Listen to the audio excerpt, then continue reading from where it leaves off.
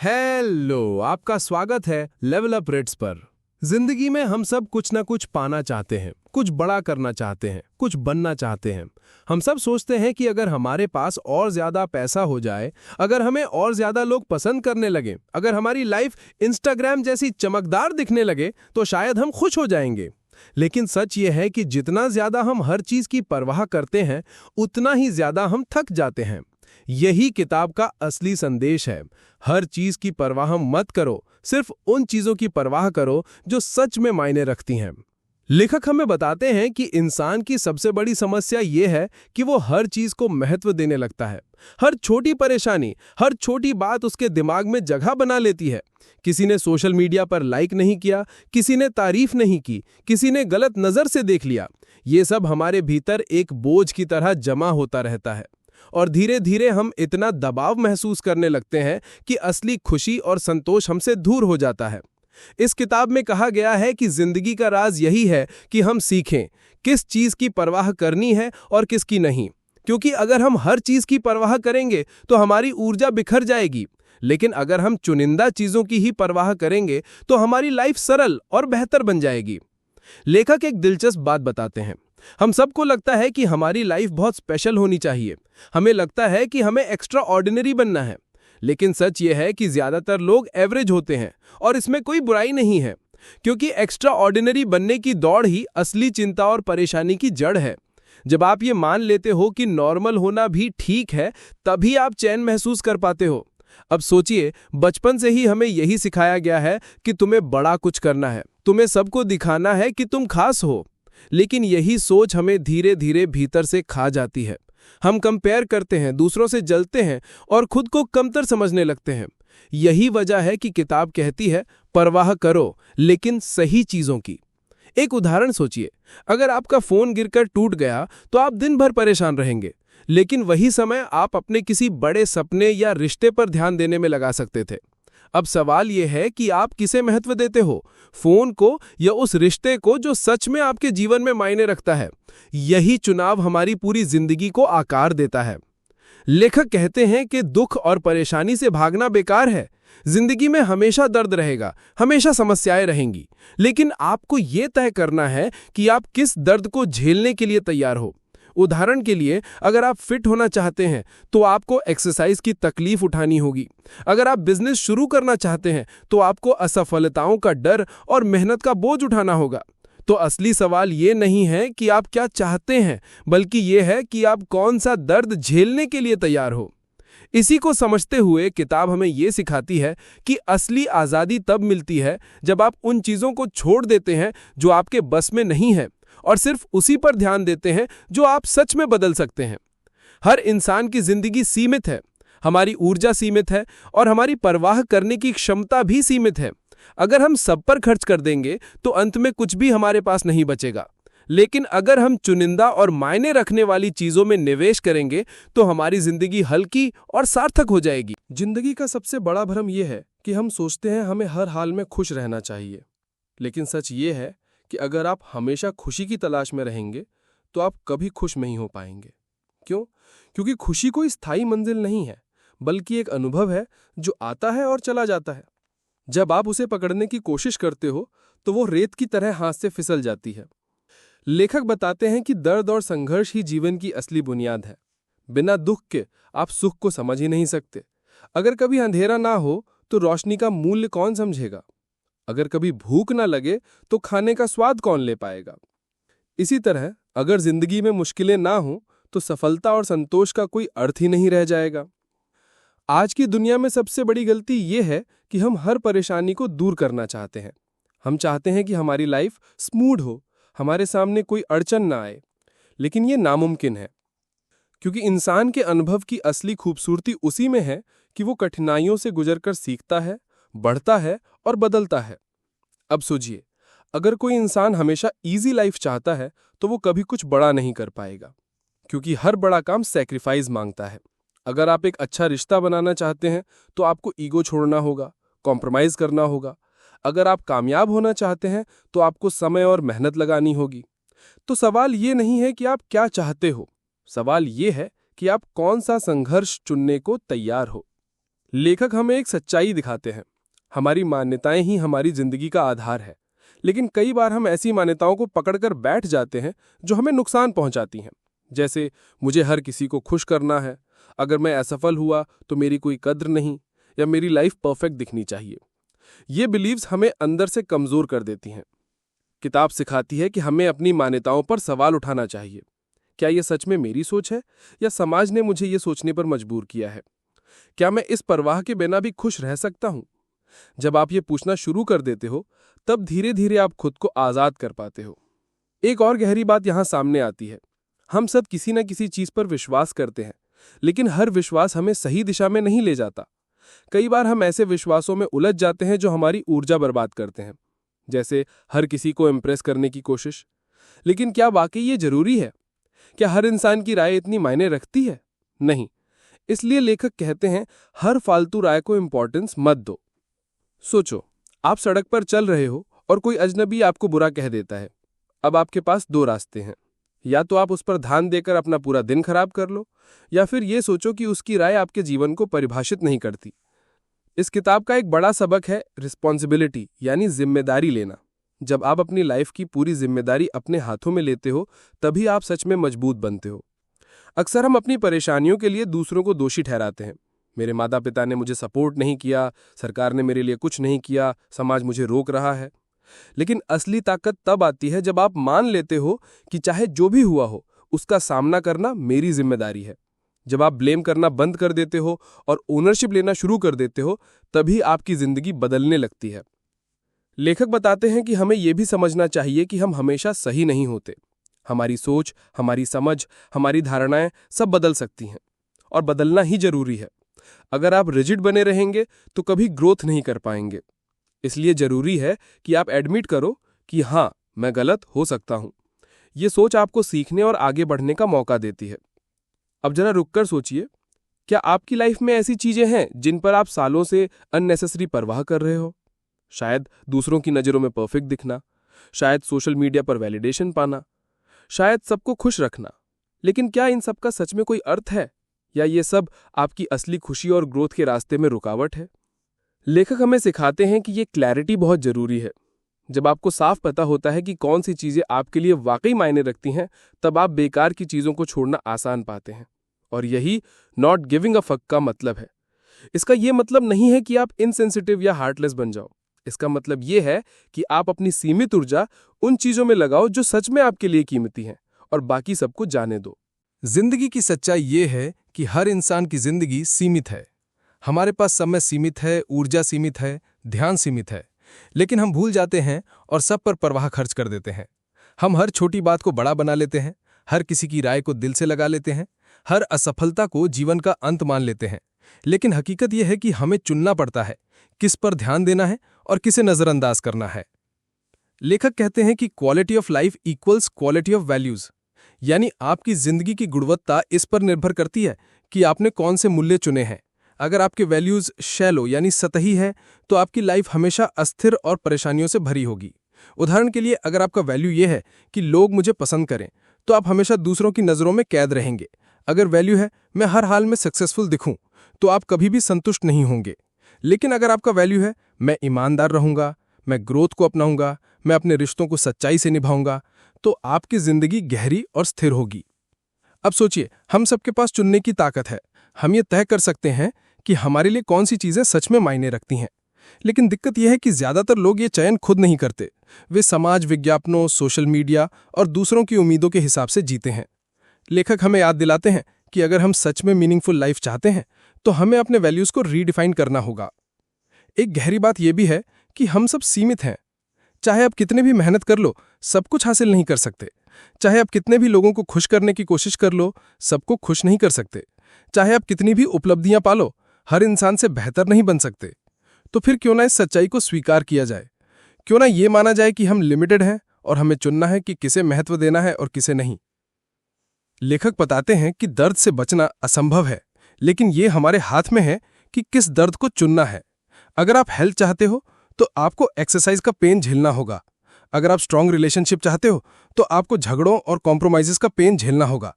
अगर आप करियर में ग्रोथ चाहते हो, तो आपको रिजेक्शन और फेलियर्स का पेन झेलना होगा। मतलब सवाल ये नहीं है कि आप क्या चाहते हैं, सवाल यह है कि आप कौन सा पेन सहने को तैयार हो। अब यहाँ एक और चौंकाने वाली बात आती है, प्रॉब्लम्स नेवर एंड। अगर आप सोचते हैं कि जब मैं रिच बन जाऊंगा तब मेरी प्रॉब्लम्स खत्म हो जाएंगी, तो आप गलत हो, क्योंकि प्रॉब्लम्स बदलती हैं लेकिन खत्म कभी नहीं होती। गरीब इंसान की प्रॉब्लम है कि घर का किराया कैसे भरे, अमीर इंसान की प्रॉब्लम है कि उसका निवेश कहाँ करे। गरीब इंसान की प्रॉब्लम है कि रिश्तों को समय कैसे दें, अमीर इंसान की प्रॉब्लम है कि कौन उस पर सच में भरोसा करता है। इसलिए लाइफ का मकसद प्रॉब्लम से बचना नहीं है, बल्कि बेहतर प्रॉब्लम्स चुनना है। किताब हमें यह भी सिखाती है कि हमें कंट्रोल के बारे में साफ रहना होगा। कुछ चीजें हमारे कंट्रोल में हैं और कुछ कभी नहीं होंगी। हमारे कंट्रोल में क्या है? हमारी सोच, हमारी प्रतिक्रिया, हमारे चुनाव। हमारे कंट्रोल से बाहर क्या है? दूसरों की राय, उनका व्यवहार, किस्मत, समाज। लेकिन हम अक्सर उल्टा कर देते हैं। हम अपना ध्यान उन चीजों पर लगाते हैं जो हमारे कंट्रोल में नहीं है और उन चीजों को इग्नोर कर देते हैं जिन पर हमारा कंट्रोल है। लेखक कहते हैं सच्ची आजादी तब आती है जब आप सिर्फ उसी परवाह करते हैं जिस पर आपका नियंत्रण है। अब जरा रिश्तों की बात करते हैं। अक्सर लोग सोचते हैं कि एक परफेक्ट रिश्ता वो होता है जहां कोई झगड़ा ना हो, कोई गलती ना हो, सब स्मूथ चलता रहे। लेकिन ये सिर्फ इल्यूजन है। असली हेल्दी रिलेशनशिप वही है जिसमें दोनों लोग अपनी गलतियां मानते हैं, जिम्मेदारी लेते हैं और समस्याओं का सामना साथ में करते हैं। अगर कोई हमेशा ब्लेम शिफ्ट करता है, हमेशा विक्टिम बनता है, तो वो रिश्ता जहरीला बन जाता है। इसलिए हेल्दी रिलेशनशिप की असली बुनियाद है रिस्पॉन्सिबिलिटी शेयर करना और वैल्यूज मैच करना। लेखक एक और दिलचस्प बात बताते हैं, certainty is the enemy of growth. यानी अगर आप हमेशा सर्टेनिटी यानी पक्का यकीन चाहते हो तो आप कभी सीख नहीं पाओगे। ग्रोथ का असली रास्ता है अनसर्टेनिटी को अपनाना।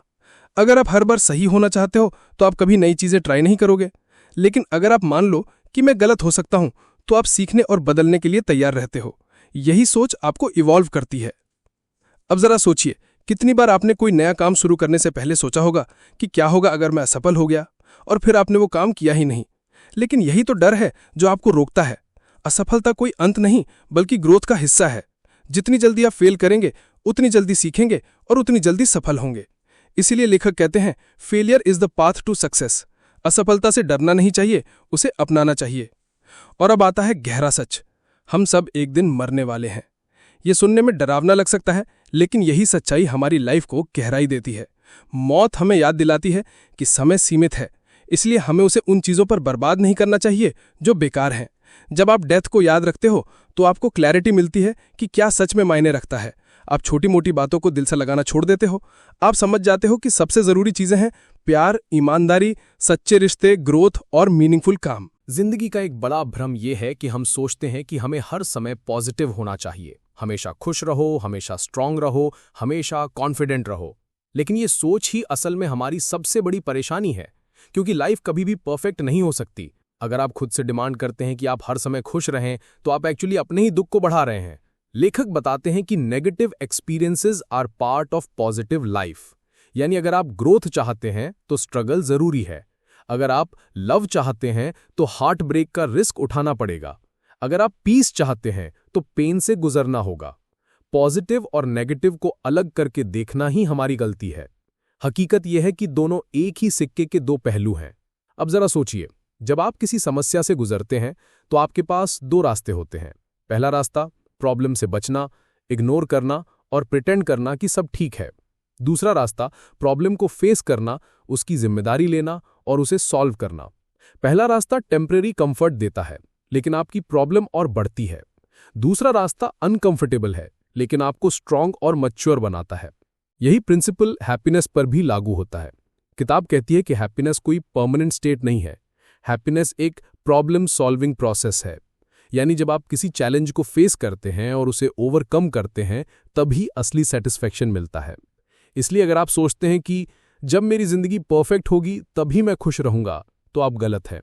आपकी जिंदगी कभी परफेक्ट नहीं होगी, लेकिन अगर आप चुन लें कि किन स्ट्रगल्स को एक्सेप्ट करना है और उन्हें मीनिंगफुली फेस करें, तो हैप्पीनेस अपने आप आ जाएगी। अब बात करते हैं रिस्पॉन्सिबिलिटी की। ज्यादातर लोग अपनी प्रॉब्लम्स का ब्लेम दूसरों पर डाल देते हैं। मेरे माता पिता ने सपोर्ट नहीं किया, समाज ने मुझे रोक दिया, किस्मत मेरे साथ नहीं है। लेकिन लेखक कहते हैं कि ब्लेम और रिस्पॉन्सिबिलिटी अलग हैं। शायद आपकी प्रॉब्लम आपकी गलती ना हो, लेकिन उसे हल करना आपकी रिस्पॉन्सिबिलिटी है। उदाहरण के लिए, अगर कोई ड्रंक ड्राइवर आपको टक्कर मार देता है तो इसमें आपकी गलती नहीं है, लेकिन रिकवरी करना, अपने हेल्थ का ख्याल रखना और आगे बढ़ना आपकी जिम्मेदारी है। यानी हम हर बार अपनी प्रॉब्लम्स को चुन नहीं सकते, लेकिन हम अपनी रिस्पॉन्स को चुन सकते हैं, और यही फर्क पैदा करता है। अब जरा वैल्यूज पर गहराई से सोचें। लेखक कहते हैं कि गलत वैल्यूज जिंदगी को बर्बाद कर देती हैं, जैसे पॉपुलैरिटी, मटेरियल सक्सेस, हमेशा राइट होना, दूसरों को कंट्रोल करना। ये वैल्यूज आपको बाहर से चमकदार बना सकते हैं, लेकिन अंदर से हॉलो छोड़ देंगे। वहीं अच्छे वैल्यूज हैं honesty, curiosity, humility, compassion, perseverance. ये वैल्यूज भले ही बाहर से ग्लैमरस ना दिखें, लेकिन ये आपको अंदर से मजबूत और खुश रखेंगे। एक और महत्वपूर्ण कॉन्सेप्ट है सेल्फ अवेयरनेस अनियन। लेखक बताते हैं कि सेल्फ अवेयरनेस को लेयर्स की तरह समझिए। पहली लेयर, आपको ये पता हो कि आप क्या महसूस कर रहे हैं। दूसरी लेयर, आपको ये पता हो कि आप ऐसा क्यों महसूस कर रहे हैं। तीसरी और सबसे गहरी लेयर, आपको ये समझ हो कि आपके बिलीव्स और वैल्यूज क्या हैं जो इन फीलिंग्स को पैदा कर रहे हैं। जितना गहराई से आप सेल्फ अवेयरनेस की इन लेयर्स को एक्सप्लोर करेंगे, उतनी क्लैरिटी और पीस मिलेगी। अब एक और सच्चाई है, हम सब कभी ना कभी गलत होते हैं, लेकिन समस्या ये कि हम गलत होने को वीकनेस समझते हैं। हमें सिखाया गया है कि हमें हमेशा सही होना चाहिए, लेकिन असल में ग्रोथ तभी होती है जब हम अपनी गलतियों को मानते हैं। लेखक कहते हैं you are wrong and that's okay. जैसे जैसे आप ग्रो करते हैं, आपके बिलीव्स और वैल्यूज इवॉल्व होते हैं। जो चीज आज आपको सही लग रही है, शायद 10 साल बाद आपको गलत लगे। इसलिए रिजिडिटी छोड़कर फ्लेक्सिबिलिटी अपनाना जरूरी है। अब बात करते हैं failure is the way forward. हम सोचते हैं कि फेलियर अवॉइड करना चाहिए, लेकिन असल में फेलियर प्रोग्रेस का हिस्सा है। आप जितनी जल्दी फेल करते हैं, उतनी जल्दी सीखते हैं। इमेजिन कीजिए एक बच्चा चलना सीख रहा है। वो बार बार गिरता है, लेकिन फिर उठकर कोशिश करता है। अगर वो गिरने से डर जाए तो कभी चलना नहीं सीखेगा। वैसे ही लाइफ में भी है। सक्सेस कोई फाइनल डेस्टिनेशन नहीं है, बल्कि बार बार की गई कोशिशों का नतीजा है, जिनमें फेलियर्स भी शामिल होते हैं। लेखक कहते हैं कि असफलता डरावनी नहीं है, असली खतरा है कोशिश ही ना करना। क्योंकि जब आप कोशिश नहीं करते तो आप खुद को यह मौका ही नहीं देते कि आप ग्रो कर सकें। इसलिए अगर आप चाहते हैं कि आपकी जिंदगी मीनिंगफुल बने, तो फेलियर को गले लगाइए। अब रिश्तों की ओर लौटते हैं। हेल्दी रिलेशनशिप्स की असली पहचान ये नहीं है कि वहां कभी कॉन्फ्लिक्ट ना हो, बल्कि ये कि दोनों लोग कॉन्फ्लिक्ट्स को मैच्योर तरीके से हैंडल करें। दोनों एक दूसरे को सुने, अपनी गलती माने और एक दूसरे को स्पेस दें। अगर कोई रिश्ता सिर्फ ब्लेम और कंट्रोल पर चलता है तो वो टॉक्सिक बन जाता है, लेकिन अगर रिश्ता ऑनेस्टी और रिस्पॉन्सिबिलिटी पर बना है तो वो जिंदगी भर चलता है। लेखक एक और गहरा विचार रखते हैं, मॉर्टैलिटी मेडिटेशन। मतलब ये सोचना कि हम सब एक दिन मरने वाले हैं। ये डरावनी सोच नहीं है, बल्कि क्लैरिटी देने वाली सोच है। जब आप मान लेते हैं कि आपका समय लिमिटेड है, तो आप प्रायोरिटी तय करना सीखते हैं। आप छोटी मोटी बातों पर एनर्जी वेस्ट करना छोड़ देते हैं। आप समझते हैं कि असली इंपॉर्टेंस रिश्तों, मीनिंग और ग्रोथ की है, ना कि फेम या पैसे की। जिंदगी में हम सब एक कॉमन इल्यूजन से गुजरते हैं कि हमें सब कुछ कंट्रोल करना चाहिए।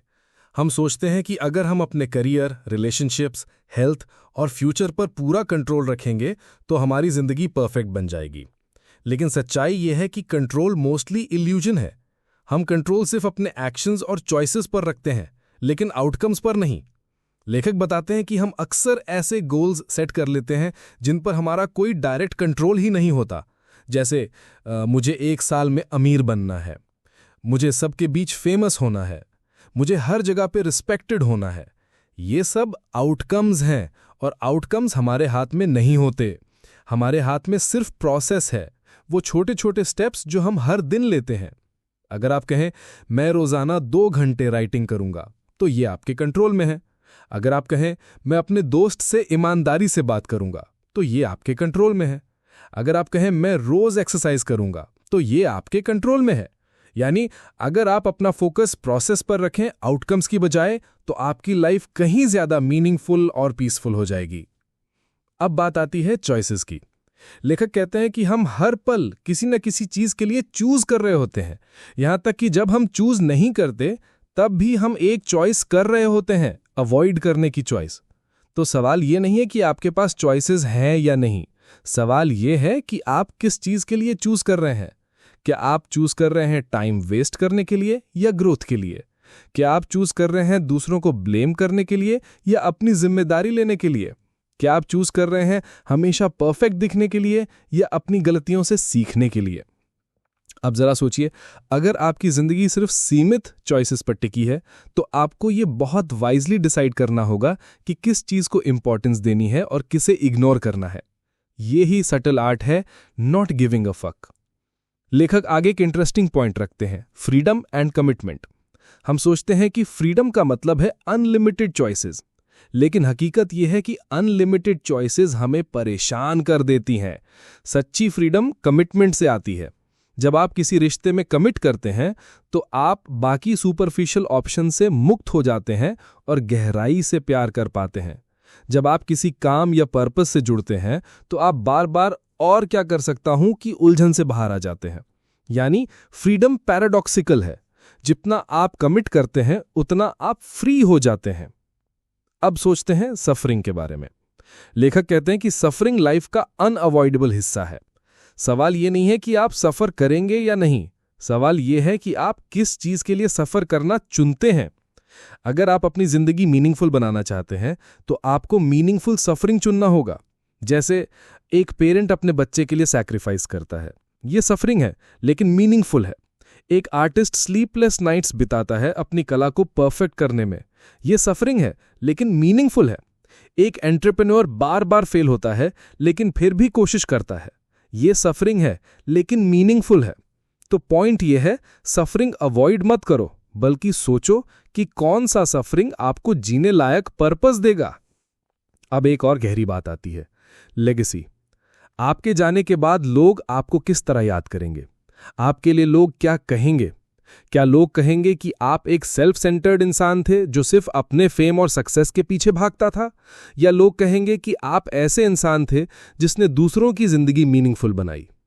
लेखक कहते हैं कि लेगेसी आपकी अचीवमेंट से नहीं बल्कि आपके वैल्यूज और इंपैक्ट से बनती है। अब बात आती है रिजेक्शन की। हम सब रिजेक्शन से डरते हैं, चाहे वो लव में हो, करियर में हो या सोसाइटी में। लेकिन रिजेक्शन क्लैरिटी लाता है। जब आप किसी को या किसी चीज को रिजेक्ट करते हैं तो आप इनडायरेक्टली ये डिसाइड करते हैं कि आपके लिए क्या इंपॉर्टेंट है। अगर आप हर चीज को हां कहेंगे तो आप अपनी आइडेंटिटी खो देंगे। इसलिए रिजेक्शन से भागने की बजाय उसे एक्सेप्ट करना चाहिए। रिजेक्शन एक्चुअली आपकी प्रायोरिटीज को साफ करता है। लेखक यहां पे एक पावरफुल एग्जाम्पल देते हैं रिलेशनशिप्स का। अगर आप हर टाइम अपने पार्टनर को खुश करने की कोशिश करेंगे तो रिश्ता फेक और वीक होगा। लेकिन अगर आप अपनी सच्ची फीलिंग्स और बाउंड्रीज व्यक्त करेंगे तो रिश्ता हेल्दी होगा, भले ही उसमें कॉन्फ्लिक्ट्स क्यों ना हो। इसलिए असली प्यार का मतलब ये नहीं है कि आप हमेशा हां कहें, बल्कि ये कि आप सच बोलें और सही चीजों पर नो कहने की हिम्मत रखें। अब एक बहुत इंपॉर्टेंट कॉन्सेप्ट आता है, death as the ultimate teacher. लेखक कहते हैं कि मॉर्टैलिटी अवेयरनेस लाइफ का सबसे पावरफुल ट्रूथ है। हम सब जानते हैं कि एक दिन हम मरने वाले हैं, लेकिन हम इस फैक्ट से भागते रहते हैं। अगर आप सच में इस फैक्ट को एम्ब्रेस कर लें तो आपकी प्रायोरिटीज बदल जाएंगी। आप छोटी मोटी प्रॉब्लम्स को छोड़ देंगे। आप शो ऑफ करने की बजाय जेन्युइनली जीना शुरू करेंगे। आप वेस्टफुल चीजों पर फक्स देना छोड़ देंगे और सिर्फ मीनिंगफुल चीजों पर फोकस करेंगे। यहां लेखक का एक बहुत गहरा मैसेज है, you can't control death but you can control how you live until death. यानी लाइफ की क्वालिटी इस पर डिपेंड नहीं करती कि ये कितनी लंबी है, बल्कि इस पर डिपेंड करती है कि आप इसे कितने मीनिंगफुल तरीके से जीते हैं। तो अब पूरा फिलॉसफी क्लियर हो जाता है। नॉट गिविंग अ फक का मतलब केयरलेस होना नहीं है। इसका मतलब है कॉन्शियसली चुनना कि आप किस चीज को इंपॉर्टेंस देंगे और किसे नहीं। आप हर चीज पर फक्स देंगे तो आप थक जाएंगे, लेकिन अगर आप वाइजली चुनेंगे तो आपकी लाइफ पावरफुल और पीसफुल होगी। जिंदगी की सबसे बड़ी विडंबना यही है कि हम उसे कंट्रोल करने की कोशिश करते हैं, जबकि असल में वही हमें बदलती है। हर इंसान सोचता है कि अगर उसके पास ज्यादा पैसा, ज्यादा फेम, ज्यादा रिस्पेक्ट और ज्यादा सक्सेस होगी तो वो खुश होगा। लेकिन लेखक हमें इस भ्रम से बाहर निकालते हैं। सच्चाई ये है कि लाइफ की रिचनेस उन एक्सपीरियंसेस में छुपी है जिन्हें हम चुनते हैं, और यही सटल आर्ट है, कम चीज़ों की परवाह करना और उन्हीं में मीनिंग ढूंढना। सोचिए, जब आप छोटे थे तब आपको हर चीज़ बड़ी लगती थी। एक चोट लगना, एक खिलौना टूट जाना, किसी दोस्त का दूर हो जाना, ये सब आपके लिए बड़ी प्रॉब्लम्स थीं। लेकिन जैसे जैसे आप बड़े होते गए, आपने समझा कि ये सब टेम्पररी था। इसका मतलब ये हुआ कि प्रॉब्लम्स कभी खत्म नहीं होती, बस बदलती रहती हैं। और अगर प्रॉब्लम्स कभी खत्म हो नहीं सकती, तो बेस्ट यही है कि आप खुद तय करें कि कौन सी प्रॉब्लम्स आप चूज करेंगे। लेखक कहते हैं, life is essentially a game of trade offs. आप हर चीज एक साथ नहीं पा सकते। अगर आप करियर चुनते हैं तो आपको कुछ रिलेशनशिप सैक्रिफाइस करने पड़ सकते हैं। अगर आप फैमिली चुनते हैं तो आपको कुछ एम्बिशंस छोड़ने पड़ सकते हैं। अगर आप हेल्थ चुनते हैं तो आपको कुछ कंफर्ट छोड़ना होगा। यही जिंदगी का सच है, और जब आप इस ट्रेड ऑफ को कॉन्शियसली एक्सेप्ट करते हैं तभी आप शांत हो पाते हैं। अब बात आती है रिस्पॉन्सिबिलिटी की। बहुत से लोग सोचते हैं कि रिस्पॉन्सिबिलिटी का मतलब है कि सब कुछ हमारे कंट्रोल में होना चाहिए, लेकिन लेखक बताते हैं कि रिस्पॉन्सिबिलिटी का असली मतलब है कि किसी भी सिचुएशन में अपनी रोल एक्सेप्ट करना। हो सकता है कि प्रॉब्लम आपकी गलती ना हो, लेकिन उसका सल्यूशन आपकी रिस्पॉन्सिबिलिटी है। उदाहरण के लिए, अगर आपकी गाड़ी किसी ड्रंक ड्राइवर से टकरा जाती है तो ये आपकी गलती नहीं है, लेकिन आगे की हीलिंग, इंश्योरेंस प्रोसेस और रिकवरी ये आपकी रिस्पॉन्सिबिलिटी है। अगर आपके बचपन में किसी ने आपको चोट पहुंचाई तो ये आपकी गलती नहीं थी, लेकिन उस दर्द से बाहर निकलना, अपने जीवन को हील करना, ये आपकी रिस्पॉन्सिबिलिटी है। यानी रिस्पॉन्सिबिलिटी लेना पावर लेना है। जब आप रिस्पॉन्सिबिलिटी लेते हैं तो आप विक्टिम नहीं रहते, आप क्रिएटर बन जाते हैं। अब आते हैं रिजेक्शन पर। लेखक कहते हैं कि रिजेक्शन सिर्फ दूसरों का नहीं, आपका भी एक पावरफुल टूल है। जब आप किसी चीज को रिजेक्ट करते हैं तो आप इनडायरेक्टली ये बता रहे होते हैं कि आपके वैल्यूज क्या हैं। जैसे अगर आप किसी काम को रिजेक्ट करते हैं क्योंकि वो आपकी वैल्यूज से मेल नहीं खाता, तो आप अपनी आइडेंटिटी और साफ कर रहे होते हैं। अगर आप किसी टॉक्सिक रिलेशनशिप को रिजेक्ट करते हैं तो आप अपने सेल्फ रिस्पेक्ट को मजबूत कर रहे होते हैं। इसलिए रिजेक्शन से भागने की बजाय उसे एम्ब्रेस करना सीखिए। अब लेखक बात करते हैं फेलियर के नए पर्सपेक्टिव की। हम सब फेलियर से डरते हैं क्योंकि सोसाइटी हमें यही सिखाती है कि फेलियर का मतलब है कि आप लूजर हैं। लेकिन लेखक कहते हैं कि फेलियर एक्चुअली ग्रोथ का पहला स्टेप है। हर बार जब आप फेल होते हैं तो आप नई इन्फॉर्मेशन सीखते हैं। हर बार जब आप फेल होते हैं तो आप क्लैरिटी गेन करते हैं कि कौन सा रास्ता काम नहीं करता। और हर बार जब आप फेल होते हैं तो आप अगले सक्सेस के करीब पहुंचते हैं। तो फेलियर कोई एंड नहीं, बल्कि प्रोसेस का हिस्सा है। अब एक और गहरी बात आती है, इंपॉर्टेंस ऑफ सेइंग नो। हम सब सोचते हैं कि सक्सेसफुल लोग वो होते हैं जो हर चीज को हाँ कहते हैं, लेकिन सच ये है कि सबसे सक्सेसफुल लोग वो हैं जो वाइजली नो कहना जानते हैं, क्योंकि हर नो एक येस को प्रोटेक्ट करता है। अगर आप हर चीज को हाँ कहेंगे तो आप अपनी एनर्जी बर्बाद कर देंगे, लेकिन अगर आप सही जगह नो कहेंगे तो आप अपनी लाइफ को फोकस्ड और पावरफुल बना देंगे। इसलिए नो सिर्फ एक रिजेक्शन नहीं है, बल्कि एक टूल है सेल्फ रिस्पेक्ट और क्लैरिटी का। अब आते हैं अल्टीमेट ट्रूथ की तरफ, डेथ। लेखक कहते हैं कि डेथ सबसे बड़ा इक्वलाइजर है। चाहे आप अमीर हों या गरीब, सक्सेसफुल हों या असफल, मशहूर हों या गुमनाम, डेथ सबको इक्वल बना देती है। और जब आप इस ट्रुथ को जेन्युइनली एक्सेप्ट करते हैं तो आप छोटी प्रॉब्लम से परेशान होना छोड़ देते हैं। आप कंपेयर करना छोड़ देते हैं। आप दूसरों के अप्रूवल की चिंता करना छोड़ देते हैं। आप बस मीनिंगफुल जीना शुरू कर देते हैं। लेखक बताते हैं कि जब उन्हें खुद नियर डेथ एक्सपीरियंस हुआ था, तभी उन्होंने समझा कि प्रायोरिटीज कैसे बदल जाती हैं। उनके लिए अचानक से पैसा, सक्सेस और रिकग्निशन मीनिंगलेस हो गया। मीनिंगफुल रह गई तो बस वही चीज़ें, रिलेशनशिप्स, लव और पर्पस। और यही चीज़ हर इंसान को समझनी चाहिए कि जब हम डेथ को सामने देखते हैं तो लाइफ साफ हो जाती है। तो अब पूरी किताब का सार यही है, आपकी ज़िंदगी लिमिटेड है, आपकी एनर्जी लिमिटेड है, आपके फक्स लिमिटेड है, तो इन्हें वाइजली खर्च कीजिए। हर चीज़ को इम्पोर्टेंस मत दीजिए, हर छोटी प्रॉब्लम को मत पकड़िए, हर इंसान को इम्प्रेस करने की कोशिश मत कीजिए, बल्कि ये तय कीजिए कि आपके लिए असल में इम्पॉर्टेंट क्या है, मीनिंगफुल क्या है, और सिर्फ उसी पर ध्यान दीजिए। नॉट गिविंग अ फक का मतलब केयरलेस होना नहीं है, इसका मतलब है केयरफुल होना। केयरफुल इस बात में कि आप किस चीज़ को इम्पोर्टेंस देते हैं, केयरफुल इस बात में कि आप किस सफरिंग को चुनते हैं, केयरफुल इस बात में कि आप किसके लिए जीते हैं और किस लेगेसी को छोड़कर जाते हैं। और आखिर में जब आप अपनी डेथ बेड पर होंगे तो आप यही सोचेंगे, क्या मैंने अपनी ज़िंदगी सही चीज़ों पर लगाई? क्या मैंने अपने फक सही जगह इन्वेस्ट किए? अगर आपका जवाब हाँ होगा तो वही असली सक्सेस है।